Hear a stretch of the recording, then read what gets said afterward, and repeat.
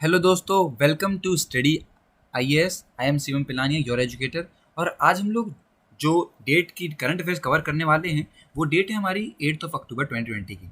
यहाँ पे मैं सभी इंपॉर्टेंट करंट अफेयर्स आज की डेट के लिए वो आपके लिए लेके आया हूँ, और जो मेरे सोर्स हैं वो आप देख सकते हैं, ऑल इंडिया रेडियो और प्रेस इन्फॉर्मेशन ब्यूरो, इन दोनों से लिया है। पूरा वीडियो लेक्चर जो है बाईलिंगुअल में रहता है। मैं जो बोलता हूँ, जो एक्सप्लेन करता हूँ वो हिंदी में रहेगा, और जो यहाँ पे लैंग्वेज या फिर नोट्स आप कह सकते हैं वो आपके इंग्लिश लैंग्वेज में लिखे होंगे। ओके दोस्तों, तो बढ़ते हैं अपनी वीडियो की तरफ और देखते हैं वो एक एक करके सभी इंपॉर्टेंट करंट अफेयर्स जो कि आपके एग्जामिनेशन के लिए इंपॉर्टेंट हो जाते हैं।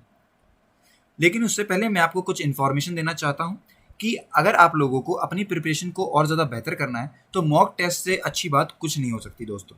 ओके, तो आप लोगों को क्या करना है, एनरोल करना है अनअकैडमी पर। यहाँ पे क्या होता है कि हर महीने 2 दिन, मतलब एक तो 10th और एक 25th को 2 दिन आप लोगों के लिए फ्री मॉक टेस्ट प्रोवाइड करवाए जाते हैं यूपीएससी एस्पिरेंट्स के लिए। ओके दोस्तों, तो इस बार 10 अक्टूबर को 10 AM को होने वाला है, और यहाँ पे सिर्फ आपको मॉक टेस्ट नहीं देना है। अगर आपने अच्छा स्कोर करा तो आप लोगों को प्राइजेस भी मिलेंगे और साथ ही साथ स्कॉलरशिप भी मिल सकती है दोस्तों। तो देखिए कितना बढ़िया बात है कि यहाँ पे आपको प्राइजेस और स्कॉलरशिप दोनों मिल रही है, वो भी आपकी प्रिपरेशन बेहतर होते हुए भी। मतलब बेनिफिट्स ही बेनिफिट्स हैं, बस आपको एनरोल करना है इसमें। ओके दोस्तों, अब उससे पहले आपको एक और चीज़ बता दूं मैं कि यहाँ पे हमने एक नंबर दे रखा है। इस नंबर पे अगर आप कॉल करेंगे तो आप लोगों की जो भी डाउट्स हैं, जो भी आपको परेशानी आ रही है अपने प्रिपरेशन से रिलेटेड, चाहे वो स्ट्रेटेजी हो, टाइम टेबल हो, कौन से एजुकेटर को फॉलो करना है, या फिर प्राइजेस के बारे में, उन सभी दिक्कतों को, या फिर कोई भी आपकी दिक्कत है, आप कंसर्न चाहते हैं किसी एक्सपर्ट की, तो आप कॉल कीजिए इस नंबर पर या फिर व्हाट्सएप करिए। हम लोग आपकी सारी दिक्कतों को दूर कर देंगे। अब आती है सबसे इंपॉर्टेंट बात, जहाँ पे पैसों की बात आती है। दोस्तों, पैसा सबके लिए इंपॉर्टेंट होता है, तो आप लोगों का पैसा बचाने के लिए हमने क्या किया है, हमने कोड जनरेट किया है यहाँ पे, स्टडी आईएएस। इस कोड को अगर आप लोग जब अपने कोई भी कोर्स बाय करेंगे और अगर आपने इस कोड को डाला है तो आपको इंस्टेंट, मतलब तुरंत के तुरंत आपको 10% डिस्काउंट जो है वो आपके प्राइस पे मिल जाएगा दोस्तों। ओके, मतलब कि फिर आपको 10% घटा के आपको वहाँ पे प्राइस देना पड़ेगा। तो ध्यान रखिएगा, जब भी अगर आप अभी से आगे से अगर कोई भी कोर्स बाय करते हैं तो आप लोगों को स्टडी आईएएस जो कोड है वो यूज़ करिए और अपने 10% डिस्काउंट का फायदा उठाइए। अब बढ़ते हैं अपनी न्यूज़ की तरफ। सबसे पहली न्यूज़ आती है, government of India approves Kolkata east west metro corridor. मतलब कि यहाँ पे कोलकाता में एक नया मेट्रो कॉरिडोर की बात चल रही है, यहाँ पे नए कॉरिडोर बनाने की बात चल रही है। इसके बारे में हमारी गवर्नमेंट ने अप्रूव दे दिया है, मतलब अप्रूवल हो गई है कि अब ये जो कॉरिडोर है ये बनेगा। अगर मैं आपको बताऊं, जो मिनिस्ट्री ऑफ रेलवेज है उसने ये प्रपोजल रखा था कि इसके कंस्ट्रक्ट करेंगे ये लोग एक मेट्रो कॉरिडोर प्रोजेक्ट है ये कोलकाता ईस्ट वेस्ट पे, और जो इसका प्राइस की बात करी गई है वो यहाँ पे अगर आप देख सकते हैं 8574.98 करोड़। मतलब कि इतना जो बड़ा आप कह सकते हैं ये अमाउंट यूज़ किया जाएगा इस पूरे कॉरिडोर को कंप्लीट करने में। अब मैं आपको कुछ बता दूं कि ये जो मेट्रो कॉरिडोर रहेगा ये आपका सॉल्ट लेक सेक्टर 5 से लेके हावड़ा मैदान इन वेस्ट बंगाल जो है वहाँ तक रहेगा। अगर आप लोग किलोमीटर्स में लेंथ बताऊं मैं आपको तो 16.6 किलोमीटर्स की इसकी पूरी लेंथ रहेगी दोस्तों। ओके, ये जो प्रोजेक्ट है ये इंप्लीमेंट करवाया जाएगा Kolkata metro rail corporation limited KMRCL के द्वारा। ओके, अब मैं आपको बता दूं कि ये किसके अंडर आती है, हमारी मिनिस्ट्री ऑफ रेलवेज के अंदर आता है, जो कि स्पेशल पर्पस व्हीकल को सेटअप करते हैं। ओके, और मैं आपको एक और चीज़ बता दूं, मैं इस पूरे पेंडेमिक को टारगेट रखते हुए इस प्रोजेक्ट का जो कंप्लीशन, मतलब कौन सी जो डेडलाइन डेट है वो इस प्रोजेक्ट की दे रखी है दिसंबर 2021। ओके, मतलब अगले साल तक ये प्रोजेक्ट कंप्लीट हो जाना चाहिए।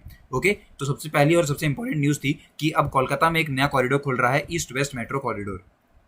नेक्स्ट न्यूज़ बताता हूँ मैं आपको, नेचुरल गैस मार्केटिंग रिफॉर्म्स। मतलब कि जो हमारी कैबिनेट कमेटी है इकोनॉमिक्स अफेयर्स, जो कि हमारे प्राइम मिनिस्टर नरेंद्र मोदी जी द्वारा चलती है, उन्होंने यहाँ पे अप्रूव किया है एक नया, या फिर आप कह सकते हैं एक नया रिफॉर्म है जो कि नेचुरल गैस मार्केटिंग के लिए बनाया गया है। ओके, अब मैं आपको बताता हूँ ये काफ़ी बढ़िया बात है, हमारी पूरी इकोनॉमी को एक तरीके से बूस्ट करने के लिए एक नया कदम यहाँ पे उठाया गया है। इसकी जो मेन आप कह सकते हैं, जो इस पॉलिसी का जो मेन ऑब्जेक्टिव होगा वो क्या होगा, ये प्रिस्क्राइब करेगा standard procedure to discover market price of gas to be sold in the market by gas producers. मतलब कि जो लोग गैस प्रोड्यूसर्स हैं उनके लिए ये लोग एक स्टैंडर्ड, मतलब या फिर एक कह सकते हैं एक नया मार्केट प्राइस सेट करेंगे, और उस प्राइस पे ये लोग मार्केट में अपनी गैस को बेचेंगे। इससे क्या होगा, इससे जो भी आप कह सकते हैं ट्रांसपेरेंट और कॉम्पिटिटिव प्रोसेस मतलब चालू हो जाएगी हमारे मार्केट में। Permit affiliates to participate in bidding process for sale of gas and allow marketing freedom to certain field development plans where production sharing contexts already providing pricing freedom। मतलब कि simple भाषा में अगर मैं आपको बताऊं तो यहाँ पे इस रिफॉर्म के अंदर क्या होगा कि अगर कोई इंसान जो गैस प्रोड्यूसर है वो चाहता है कि वो मार्केट में अपनी गैस को बेचे, उसे सोल्ड करे, तो उसके लिए एक फिक्स या फिर आप कह सकते हैं एक स्टैंडर्ड मार्केट प्राइस सेट किया गया है, उससे क्या होगा कि उस इंसान को जो उसकी गैस है उसे बेचने में, उसकी पे बिडिंग प्रोसेस लगाने पे उसे काफ़ी ज़्यादा आसानी होगी दोस्तों। ओके, उसे किसी तरीके की परेशानी नहीं होगी, इस बात को यहाँ पे ध्यान रखा गया है। ओके, तो ध्यान रखिएगा, नया रिफॉर्म आया है, natural gas marketing reform. Okay, किसके अंडर में आता है ये? कैबिनेट कमेटी जो है हमारी इकोनॉमिक्स अफेयर की, उसके अंडर में ये आता है, जिसे कौन चेयर करता है? हमारे prime minister Shri Narendra Modi ji. Next बताता हूँ मैं आपको, education minister to inaugurate 4 newly constructed buildings of KVs, मतलब कि 4 नए केवीज बनाए गए हैं। ओके, तो उन्हीं का यहाँ पे इनॉग्रेशन हुआ है। तो जिसका इनॉग्रेशन क्या है? हमारे union minister for education Shri Ramesh Pokhriyal Nishank ने। ओके, अब ये वर्चुअल था, आप सब जानते हैं कि यहाँ पे अभी कोविड-19 की वजह से, लॉकडाउन की वजह से जो जितने भी काम होते हैं, जितनी भी मीटिंग होती है, जितनी भी बातें चलती हैं, वो सारी आपकी वीडियो कॉन्फ्रेंसिंग के थ्रू होती है। ओके, तो 8 अक्टूबर को ही 2020, मतलब आज के दिन ही क्या होगा कि यहाँ पे जो नई 4 बिल्डिंग है उसका इनॉग्रेशन किया जाएगा। अब ये 4 बिल्डिंग कौन कौन सी है? तो आपकी 2 बिल्डिंग तो उड़ीसा में है, एक आपकी राजस्थान और एक हरियाणा में है। यहाँ पे नाम आप उनका आराम से पढ़ सकते हैं। अब कौन करेगा इनॉग्रेशन? दोबारा मैं आपको बता दूं कि इसका इनॉग्रेशन करेंगे हमारे union minister for education Shri Ramesh Pokhriyal ji. Okay, तो ये सारी बातें आपको इससे याद रखनी है। नेक्स्ट आता है, cabinet approves memorandum of understanding between geological survey of India and international bar code of life, मतलब कि आईबॉल, इस तरीके से a Canadian not for profit corporation. मतलब कि हमारी कैबिनेट को चेयर कौन करता है? हमारे प्राइम मिनिस्टर नरेंद्र मोदी जी। उन्होंने एक memorandum of understanding MOU sign किया है। ये भी साइन किया था उन्होंने जून 2020 में। और ये दोनों जो साइन हुआ है मेमोरेंडम ऑफ अंडरस्टैंडिंग, ये हुआ है हमारी जूलॉजिकल सर्वे ऑफ इंडिया, मतलब जीएसआई, और इसके साथ साथ आप कह सकते हैं ministry of internal forest and climate change के अंडर में आपका एक और मानते हैं international bar code of life eyeball का, ये कैनेडियन कॉर्पोरेशन है जो कि नॉन प्रॉफिट है, इन दोनों के बीच में। अब देखिए ये जो पूरा काम किया है इन्होंने, इससे ये क्या होगा कि ये लोग एक efforts in DNA bar coding, मतलब कि वो लोग जो डीएनए बार कोडिंग है उस पर ध्यान देंगे। A methodology of rapid and accurately identifying species by sequencing a short segment of standardised genes regions and comparing individual sequence to reference database. मतलब कि आप कह सकते हैं कि जो हमारी जियोलॉजिकल सर्वे है, इसके बारे में भी मैं आगे डिस्कस करूंगा इन डिटेल में। तो ये क्या करेगी? ये आईबॉल के साथ मिलके यहाँ पे ये एक तरीके से आप कह सकते हैं एक काफ़ी बढ़िया काम करेगी, जहाँ पे ये लोग देखेंगे कि किस तरीके से किसी भी स्पीसीज़ को, कोई नई स्पीसीज़ आप मान सकते हैं, कोई नई स्पीसीज़ इन्हें मिली है, या फिर कोई नई स्पीसीज़ या फिर कोई और स्पीसीज़ के बारे में इन्हें जानना है, उसके डीएनए के बारे में, किस तरीके से वर्किंग सिस्टम है उसका, ये सारी चीज़ें अगर उन्हें जाननी है तो वो लोग ये दोनों ही ग्रुप जो हैं वो मिल के उस पर और अच्छे तरीके से काम करेंगे दोस्तों। अब मैं बताता हूँ, जो आईबॉल है ये एक रिसर्च अलायंस है। इसके अंदर क्या होता है कि ये ह्यूमन और फाइनेंशियल रिसोर्सेज, इन दोनों को साथ में लेके चलती है दोस्तों। मतलब ये ग्लोबली मतलब काम करती है। जो आईबॉल है आपकी इंटरनेशनल बारकोड ऑफ लाइफ, ये आपकी मतलब आप कह सकते हैं ग्लोबली काम करती है। इसके जितने भी आप कह सकते हैं जो भी काम रहते हैं, फॉर एग्जांपल कि इंफॉर्मेटिक्स प्लेटफॉर्म्स रह गए, इसके एनालिटिकल प्रोटोकॉल्स रह गए, इसके कई सारे जितने भी इसके काम रहते हैं, डिस्क्राइब बायोडाइवर्सिटी, ये सारे काम इस आईबॉल कंपनी के रहते हैं, या फिर आईबॉल आप कह सकते हैं कॉर्पोरेशन के रहते हैं। ओके, तो अब ये हमारी जीएसआई के साथ मिलके ग्लोबल वर्जन पर, ग्लोबल लेवल पर ये क्या करेगी? ये जितनी भी स्पीसीज हैं या फिर नई बायोडाइवर्सिटी पे काम करेगी, जिससे कि जो काम होगा वो और बेहतर तरीके से करा जा सकता है। ओके दोस्तों, तो आई होप कि अब आपको ये बात भी क्लियर हो गई होगी। अब जूलॉजिकल सर्वे ऑफ इंडिया के बारे में बता दूं आपको, तो ये इंडिया की एक आप कह सकते हैं कॉर्पोरेशन या फिर आप कह सकते हैं सर्वे है। ये इसे बनाया गया था 1 जुलाई 1960 के अंदर। गवर्नमेंट ऑफ इंडिया के अंदर आती है ये, और ministry of environment forest and climate change के अंदर आती है। इसका मेन क्या काम रहता है? जूलॉजिकल ये रिसर्च करती है और स्टडीज़ करती है और प्रमोट करती है सर्वेज को, जो कि बताता है कि जो फोना है हमारी कंट्री में उनके बारे में। ओके दोस्तों, इसका हेडक्वार्टर कोलकाता में हो जाता है, और जो इसके डायरेक्टर हैं उनका नाम है डॉक्टर कैलाश चंद्र। ओके, तो आई होप कि अब आपको ये चीज़ें क्लियर हो गई होंगी कि जूलॉजिकल सर्वे का काम क्या रहता है। ये एक्सप्लोर करती है और रिसर्च करती है जितने भी फोना हमारी कंट्री में पाए जाते हैं उन सभी के बारे में, उनके बारे में जो रिसर्च निकल रही हैं, जो रिपोर्ट्स निकल रही हैं, वो सभी चीज़ें जो हैं हमारी जूलॉजिकल सर्वे ऑफ इंडिया के अंडर में आती है दोस्तों। ओके, तो आई होप कि अब आपको ये बात भी क्लियर हो गई होगी। नेक्स्ट न्यूज़ की तरफ बढ़ते हैं कि खरीफ की मार्केटिंग सीजन शुरू हो गया है सितंबर 26 से। ये हमारी गवर्नमेंट ने अभी लेटेस्टली बताया है। अब इसमें क्या होता है मैं आपको बता दूं सबसे पहले कि 26 सितंबर से जो किसान, जो फार्मर्स हैं, वो लोग खरीफ क्रॉप को मार्केट पे बेच सकते हैं दोस्तों। ओके, अब क्या होता है इसमें, अब मैं बताऊं आपको सबसे पहले कि जो हमारे secretary food and public distribution हैं सुधांशु पांडे, उनका क्या कहना है कि जो प्रोक्यूरमेंट हुआ है पैडी का, वो 23% ज़्यादा हुआ है पिछले साल से। मतलब पिछले साल जितनी आप कह सकते हैं पैडी उगाई गई थी उसमें 23% की वृद्धि हुई है पिछले साल की कंपैरिजन में। अगर हम लोग बात करें कि कितने, मतलब इसके एक तरीके से आप अमाउंट या फिर नंबर में बात करें तो 738 लाख मेट्रिक टन्स इस साल हुआ है, और अगर पिछले साल की बात करें तो 627 लाख मेट्रिक टन्स हुआ था। तो देखिए कितना ज़्यादा बड़ा एक ह्यूज आप कह सकते हैं अमाउंट का या फिर एक ह्यूज आप कह सकते हैं नंबर का गैप आ जाता है इस साल के पैडी में, मतलब पैडी की जो आप कह सकते हैं फसल उगाई गई थी उसमें। तो इसी की न्यूज़ थी कि इसकी जो नई नई आप कह सकते हैं मार्केटिंग सेशन जो है इसका शुरू हो गया है हमारे 2020-21 के लिए। ओके, जिसके बारे में बताया है हमारे secretary food and public distribution Sudhanshu Pandey ji ने। ओके, नेक्स्ट न्यूज़ की तरफ बढ़ते हैं कि union cabinet gives approval for signing MOC.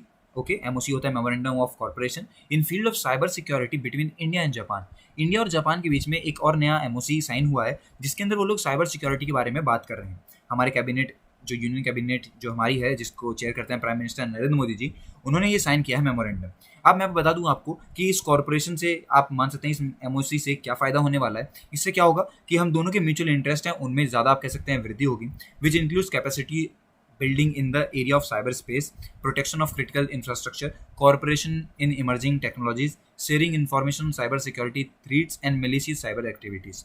अब देखिए सबसे पहले और सिंपल भाषा में मैं बताऊँ आपको क्या करेंगे ये लोग, हम दोनों ही जापान और इंडिया मिलके क्या करेंगे, ये लोग साथ मिलके काम करेंगे जिससे क्या होगा कि जो आप कह सकते हैं ग्लोबल वर्जन पे जिस तरीके से आप लोगों को पता होगा साइबर सिक्योरिटीज़ कितनी ज़्यादा इंपॉर्टेंट हो जाती है, क्योंकि साइबर क्राइम जो है वो सबसे ज़्यादा बढ़ चुके हैं आजकल, मतलब इस मान सकते हैं कुछ सालों में ही ये काफ़ी ज़्यादा बढ़ चुके हैं। आप मान सकते हैं कि हर वेबसाइट हैक हो जाती है, कोई भी चाहे वो वेबसाइट हो वो हैक हो जाती है, या फिर कोई और आदमी किसी और इंसान की चीज़ों को एक्सेस कर सकता है, वो ईजिली उसने एक्सेस कर सकता है, किसी के बैंक से पैसे चुरा लिए, या इस तरह की जो चीज़ें हैं इनसे बचाने के लिए अभी इंडिया ने और जापान ने एक एमओसी साइन किया है जिसके अंदर वो देखेगी, वो प्रोटेक्ट करेगी हमारे क्रिटिकल इंफ्रास्ट्रक्चर को, जहाँ से क्या होगा कि जो आगे आने वाली दिक्कतें हैं वो दूर की जा सकती हैं। साथ ही साथ ये लोग नए नए टेक्नोलॉजीज़ का यूज़ करेंगे जिससे कि किसी तरीके से उनके यूज़र्स को कोई दिक्कत ना हो। साइबर सिक्योरिटी का ध्यान बहुत ज़्यादा रखना जरूरी है क्योंकि आप लोगों को पता है कि आजकल सारे काम जो है वो ऑनलाइन होना चालू हो गए हैं, चाहे आपको मेल भेजना हो, पढ़ाई करनी हो, हर एक चीज़ जो है वो आपकी ऑनलाइन ही होती है।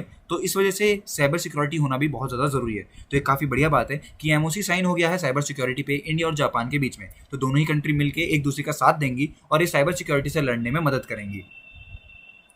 दोस्तों ये थी न्यूज़। अब कुछ बात करते हैं इंपॉर्टेंट चीज़ों के बारे में, जैसे कि आज ही के दिन क्या हुआ था। तो आज ही के दिन महात्मा गांधी जी ने अपना जो पब्लिकेशन है नवजीवन न्यूज़पेपर उसे स्टार्ट किया था और डेट थी आपकी 7 अक्टूबर 1919 के अंदर। ओके, और आज ही के दिन चंडीगढ़ जो है वो कैपिटल बनी थी पंजाब के। ओके, और जो डेट थी वो थी 7 अक्टूबर 1952।